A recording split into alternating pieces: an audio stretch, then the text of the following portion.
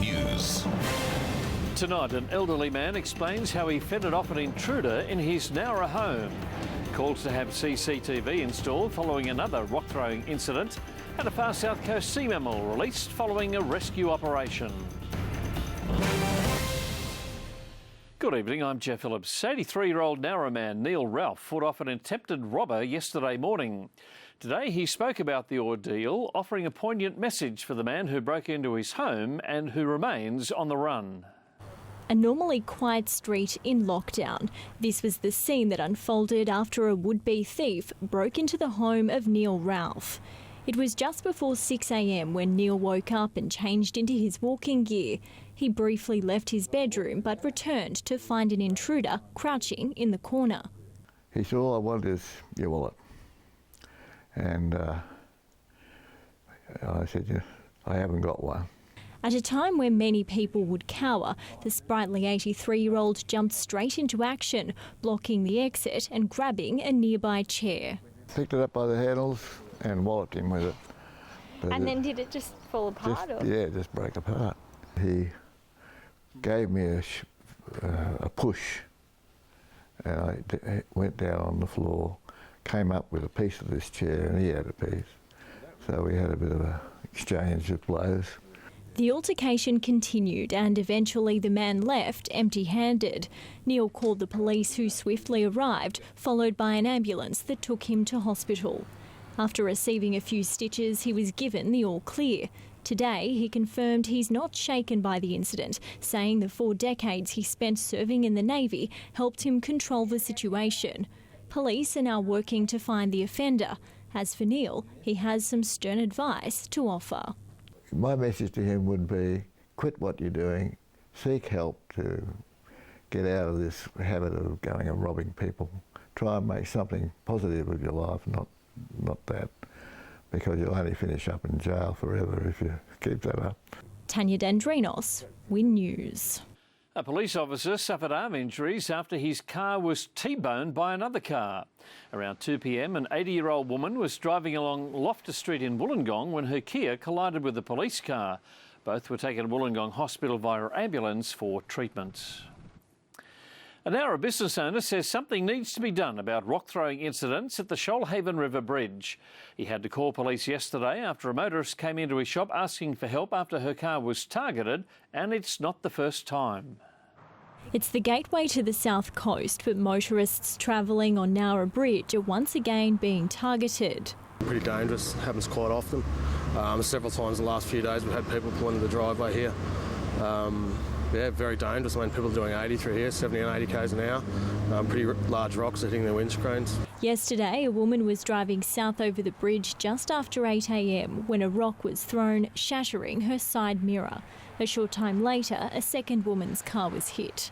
When police arrived, a man was seen running from the area. He jumped over a guardrail on the bridge and left in a northerly direction. There are a number of people that witnessed this incident yesterday, but we call on all other people that were on the bridge and in motor vehicles that saw this incident to come forward to Illawarra Police with any information. But local business owner Nathan Taylor says it's not enough and it's only a matter of time before someone is seriously injured. 8 or 10 different occasions. We're probably talking about 30 vehicles in the last few years. People driving along, children in the car. And then, of course, you've got the irate people pulling up the middle of the bridge, chasing youngsters through the traffic. Illawarra's Nicole Timms, formerly Nicole Miller, suffered life-changing injuries when she was struck by a rock thrown from the overpass at Kiama in 2007. She took to Facebook to add to calls for CCTV cameras to be installed. It's a concept Nathan agrees with. I'm sure the RTA have got somewhere they can feed that back to and just keep some sort of eye on it. And also for chasing them down. I mean, they're probably going to be less inclined to, be doing dangerous things like that if somebody's watching them. Tanya Dendrinos, Win News. A leaked document has revealed plans for a federal takeover of TAFE. Shadow Minister for Vocational Education Sharon Bird says anyone with an interest in ensuring equitable education options remain available has a responsibility to try and stop the proposal from going ahead. It's going to be devastating in our region, and it's going to be devastating, quite honestly, across the whole country. TAFE has been a national asset for decades. This is a direct attack on TAFE. Opposition Leader Bill Shorten raised the issue in question time, asking why Prime Minister Malcolm Turnbull is planning what he labelled a TAFE-destroying takeover. We are undertaking substantial reforms which are restoring integrity to the vocational training sector. Despite the claim, not even the state government is backing the proposal. New estimates from the Cancer Council reveal that for the first time, the number of Australians living with cancer or having survived a diagnosis has exceeded 1 million. Survivors and health professionals have used World Cancer Day to urge everyone to be wary of the signs and symptoms. Marg von Arx is vibrant and energetic and has been all her life. But 12 years ago, that all changed when she received heartbreaking news. 12 years ago, I was diagnosed with breast cancer, which was a bit of a shock, but it was very early stages. I was very lucky. I just had to have some surgery and radiotherapy, so I got over that very quickly. 6 years later, she was dealt another cruel blow, diagnosed with bowel cancer, the same condition that claimed the life of her father. I sort of almost expected it, but just the fact that I got it really early and was able to just have surgery and no other treatment was a big plus. For the past 6 years, Marg's been in the clear and has dedicated her life to increasing public awareness of cancer. With more than 1 million Australians now living with cancer, a diagnosis is no longer an automatic death sentence. A third of cancers are caused by lifestyle factors, so ensuring that everyone lives a healthy lifestyle will be able to reduce the probability of someone being diagnosed with cancer. In New South Wales alone this year, 45,000 people are predicted to be diagnosed with cancer. Promisingly though, 2 in 3 of those are alive 5 years after diagnosis, many going into permanent remission. People know their bodies, what they expect of them. If they notice any difference, anything different, it's really important to go and see somebody about it because, the outcomes are just so much better if you get it early. Jared Constable, Win News. A distressed dugong rescued off the far south coast last month and flown to Queensland has finally been released. The sea mammal, named Marimbula, after the location where it was found, was rescued by SeaWorld staff with the help of a number of authorities after members of the public noticed the animal wasn't doing well. On January 22nd, it was flown via an RAAF Hercules to SeaWorld to be nurtured back to health. For the past 2 weeks, Marimbula has been quarantined and receiving doses of antibiotics to improve his skin condition, with the help from SeaWorld and Sydney Aquarium staff. We've been able to assist doing health checks of the animal, feeding it, keeping it in nice warm water, so it's improved a lot in condition and it's actually ready for release today. Dugongs are currently listed as vulnerable to extinction in the wild, which is why experts say operations like these are crucial. Still ahead on Win News, a Unadera woman nominated for her work with children and a chance to adopt a lifelong friend.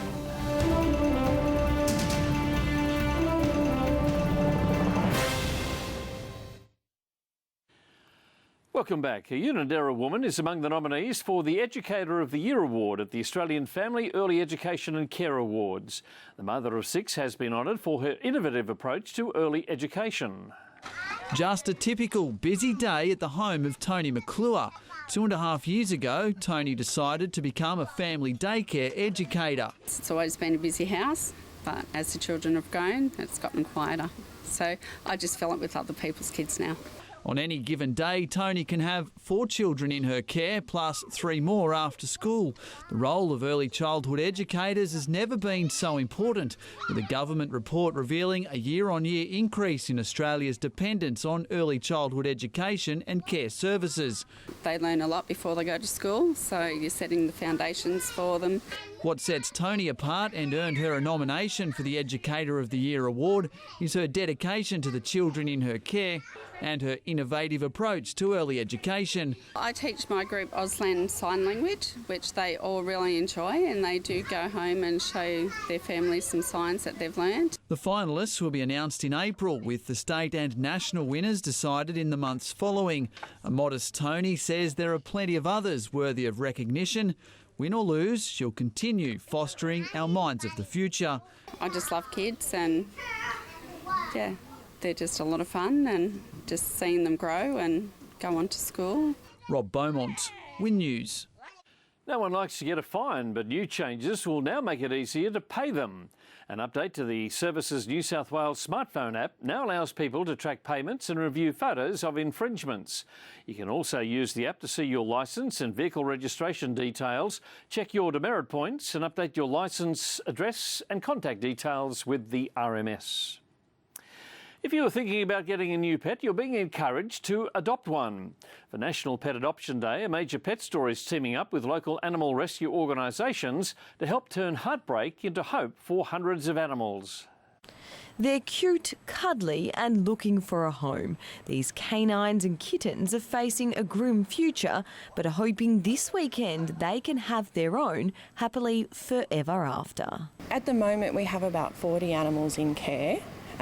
We mainly rescue from pounds across New South Wales. We encourage adoption and rescue mobs to get involved and to be able to bring in animals, people to see them, maybe encourage them to foster animals out as well to hopefully provide a home for these animals in the future. Last year, 236 pets went to a loving home on National Adoption Day. Many of them were handed in to pounds by their owners due to financial strain or change in circumstances. Despite the need for the pets to be rehoused, people are warned to think seriously before they adopt. There's a lot of important considerations, perhaps the size, perhaps the longevity of the pet, how long, the home that you have, the yard size, and I guess if you have children you want to get a pet that's very confident. Fairy Meadow will be one of the 100 stores taking part. Details can be found online. Melissa Russell, Win News. Berkeley Sports Club will be overrun by cars and bikes on Sunday for the annual Autorama Illawarra. Around 300 cars are expected to be on show, including hot rods, street machines, vintage cars and bikes. Autorama Illawarra raises money for Lifeline South Coast, among other charities. Over the last 3 years, this is our 4th year, we've given back over $60,000 and we've been nominated twice for the New South Wales Regional Awards. Gates open at 9 a.m. As well as the cars, there'll be music, martial arts and children's entertainment. Amy has all the sport, and history repeats for cycling star Caleb Ewan. It does, Jeff. The Moss Vale star fell just short of a prologue win in Melbourne, and we take a special behind-the-scenes look at St George Illawarra training with assistant coach Dean Young.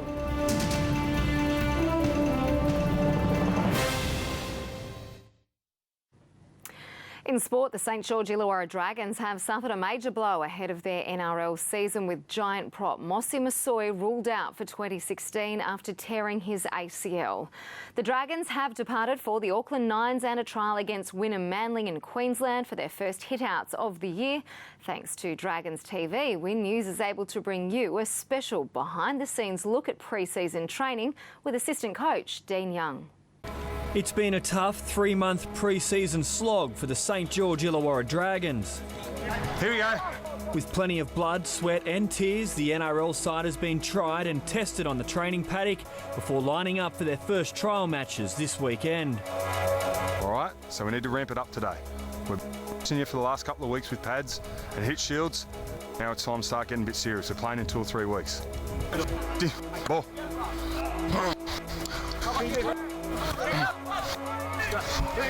Get in there, Seb. Great work, Bomber. Stay with Mitch. Jack DeBell, I'm expecting him to go to a new level this year. I think he had a breakout season last year and really found his niche in the group and really felt a part of it, and he's a big part of this squad moving forward, and you know, we expect him to play some sort of representative football next year. Priding themselves on defence, the Dragons ranked 4th in points scored against last season. Defensive coach for the middles and forwards, Dean Young has worked hard on continuing that trend in 2016, giving valuable tips to the players along the way. Great hitting together, you two, over the ball. Well done. Just be careful with the leg pull. It's just got to go towards you and he'll drop. If you go up, you're going to get suspended, all right? Everyone's going to get a run, everyone's going to get a tackle. It's great stepping in, Pete and Pom. Because what you're doing here is preparing, okay, for not getting injured by doing heavy collisions at training. Sweet. We speed it up now, Dino? Yep, let's go. It's been a bit of a challenge this year in the sense that we've got 18 new players in the squad, so we've had to start from scratch and teach them every principle and what the Dragons is about and what we expect from them. So it's been a challenge, but all the boys have been training really well. Good, Kurt, nice and loud. That's all right, the 3 men overruled you, that's fine. Rest up, all right? The next 48 hours are real important for that, all right? So look after it. Been training all right. Tim Robinson, Win News. Local rugby league will return a little earlier this year with an Illawarra Coal League All-Stars team set to play the Illawarra Cutters next weekend. The trial will be used as a hit-out for the Cutters ahead of the upcoming New South Wales Cup season, with new head coach Jason Demetriou keeping a close eye on both teams. A new face around the Illawarra, Jason Demetriou brings with him plenty of experience. Assistant coach at the Premiership-winning North Queensland Cowboys last year, the new Dragons assistant and Illawarra Cutters head coach also led the Northern Pride to Queensland Cup glory in 2014.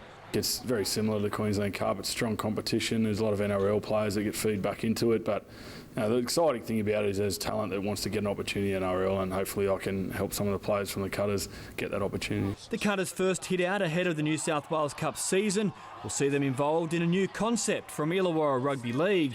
An exciting All-Stars game at Zeems Park against a squad of 30 Illawarra Coal League players. It'll be played in 4 20-minute quarters so that our guys who've had probably a little bit less training under their belts, fatigue's not so much of a factor, minimises the risk of injury. Demetriou says it's a perfect chance for him to see what players in the Coal League have to offer. And this is probably a good opportunity for me as a coach of the Cutters to get to have a look at players from around their clubs in this region. You know, it's an opportunity for me to see if there's players that might be able to step up to our level. And local players like Josh Daly know this could be their chance to be noticed. Always looking to impress different people, people in power, I guess. But yeah, it'll be a good test to see how we go against that next level and see if I can, I guess, cut it with the rest of the boys. Tim Robinson, Win News. Illawarra Cycle Club member Chloe Heffernan has claimed a silver medal in the Open Women Team Pursuit at the Cycling Australia Track National Championships. Meanwhile, it was a case of deja vu for Caleb Ewan at the Jayco Herald Sun Tour Prologue, with the Moss Vale rider finishing second to Will Clark for the second straight year. Ewan's enjoyed plenty of success in 2016 and looked like edging out Clark as he neared the finish line, only to fall 1 second short. Caleb Ewan is coming up, he's going to lose again. I think prologues are something that I want to do well in the future, because if I start a big tour and it starts with a prologue, I want to hopefully, be up there within the leaders. So if it comes down to a sprint, maybe I can take a leader's jersey as well. The Herald Sun Tour is a strong test for Ewan and all riders, with defending Tour de France champion Chris Froome also taking part in the 4-stage event. Now, with this week's Surf Report, here is former pro surfer Mick Lowe.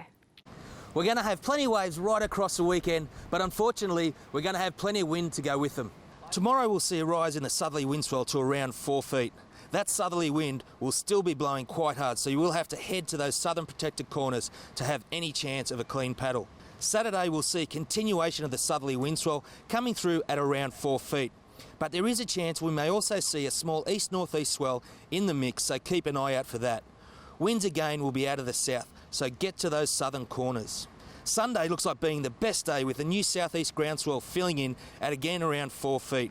Winds will finally back off and be light southwest early, so conditions will be cleanest then. Winds will then tend to the southeast later in the day, so again those southern corners will be best. Of late there's been plenty of waves up and down the coast. And unfortunately, in the Lowe household, there's been a changing of the guard. As you can see, Dad's been spending more time under the water than above it, and 9-year-old Sammy has been learning the ropes at some of our region's best spots.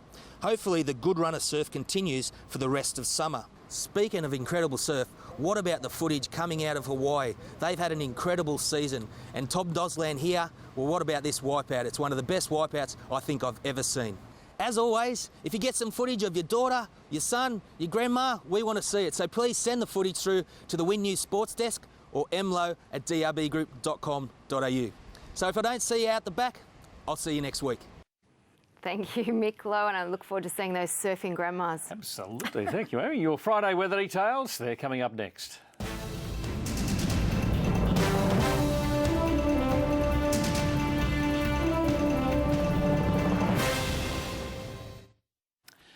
A windy day across the region as we check the satellite. Cloud over eastern New South Wales and cool southerlies is causing a few showers, while on the synoptic chart a high pressure ridge in the bight is bringing cool showers to Victoria, Tasmania and New South Wales. Today Wollongong to 23, 24 in Bowral and Narra, 23 in Ulladulla, Maruya 25, Bega 25, Merimbula 25, Eden 23. The forecast for the Illawarra on the Highlands, a cloudy Friday with a 40% chance of morning drizzle, while for the south coast it'll be a cloudy day with a slight chance of morning drizzle. Seas running at 2 to 3 metres on a 1 to 1.5 metre swell with a first tide tomorrow, a high at 25 to 7. Eden, a Friday top of 23, 24 for Merimbula and Bega, 23 in Narooma, 24 for Maruya and Bateman's Bay, 23 to Victor top in Ulladulla and Narra, Bowral 22 and in Wollongong 19 to 23. Looking further ahead, it'll be cloudy on Saturday, a top of 24, mostly sunny conditions on Sunday and Monday with a top of 25 degrees. Finally tonight, for car enthusiasts, it is one of the most exciting times of the year. Today, drivers and teams walk the track a day ahead of the Bathurst 12-hour. There's no denying that Bathurst is the home of Australian motorsport. But this weekend, the city will be awash with the colours and brands of international racing, as drivers from around the world prepare to take on the famous mountain in the Bathurst 12-hour. You stand here, you look up at this pit complex and you see the activity here today, and I defy any Bathurstian not to be proud of what we've got, and as a matter of fact, any Australian to be proud of this facility. Yeah, obviously the drive from Sydney and you see the different landscapes, but when you come to the city of Bathurst, you can see that the surrounding is and the motorsport is into the city, so it's something special, and that was one of the main reasons I wanted to come back. For some drivers, the conditions are a stark contrast to the European winter. Yeah, well, it doesn't help coming from the deep snow and minus 30 degrees. At today's official event launch, plenty of attention was on the Nissan Nismo team as they prepare to defend last year's title. I'm very happy to come back here, Bathurst, from last year. So this is a very special place for me. Really awesome for me. It's a pleasure to be here again to event our victory from last year. Maybe we can do the almost impossible to get the back victory again. But yeah, it's a little bit more pressure, I think, this year. The event is a big boost for Bathurst, offering not only international exposure, but also providing a major economic boost. Yeah, events like this do contribute significantly to the visitor economy and to the ongoing economic development of Bathurst and the Central West, and it's great to see that the interest in the event is growing. It will be live streamed to the world. This year's event is expected to be even bigger, with ticket sales on the up. And this event this year, we're expecting the crowd numbers to be up 20 or 30%. It will be the largest crowd of this event, so we're really looking forward to it, and I suspect it will continue to grow into the future. Felicity Nethery, Win News. And that is Win News. I'm Jeff Phillips. Good night.